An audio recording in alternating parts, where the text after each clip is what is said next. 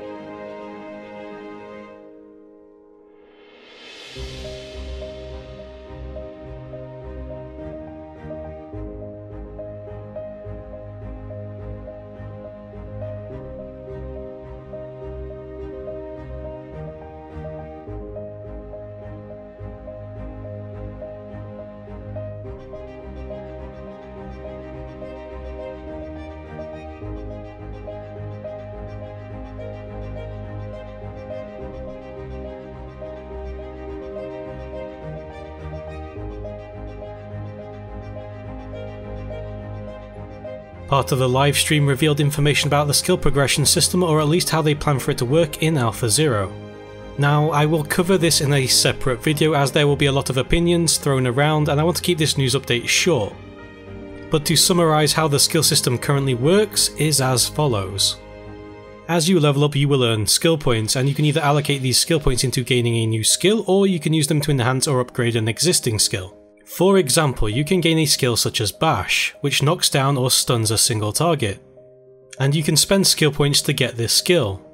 When you get more skill points, you could choose to upgrade this skill more. Upgrading it can change it from a single target skill to a frontal cone attack.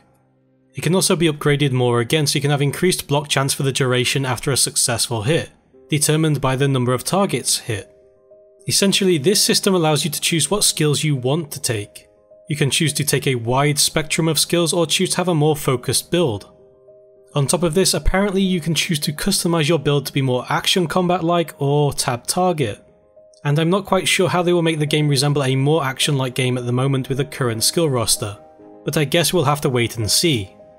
But as I said, I'll cover this topic more heavily in another video. Wrapping up the main news, the class combination list which was scheduled for soon TM has been rescheduled to a later date, which is now soon TM. So it should be soon TM, more specifically before Alpha 0.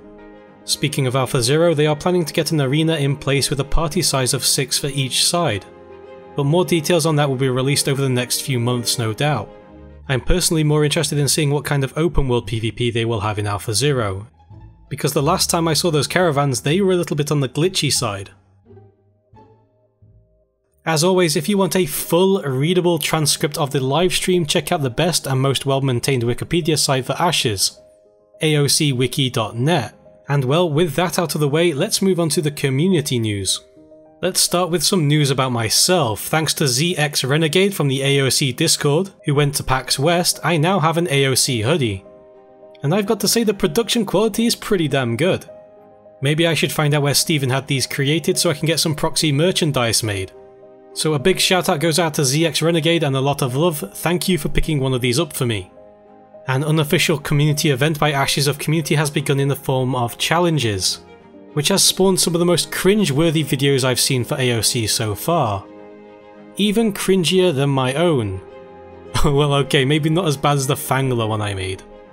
I can't say that I'm personally interested in this type of event, but feel free to check it out. I did quite like Cambiguous's video though, even if the dude looks a bit like Kane from Command & Conquer. Fooshyy has actively started making content for Ashes of Creation. Some of it's a little bit out there, but depending on your sense of humour you could get some laughs out of it. Fooshyy is a chill guy, so you should definitely check out his channel, you know, despite him being a furry and all. So yeah, that completes this news update. So get involved in some Halloween events with some clever tricks, treat yourself to some competition prizes, and get involved in some Ashes community events. If you enjoy my content, don't forget to like and subscribe, and as always guys, thanks for watching.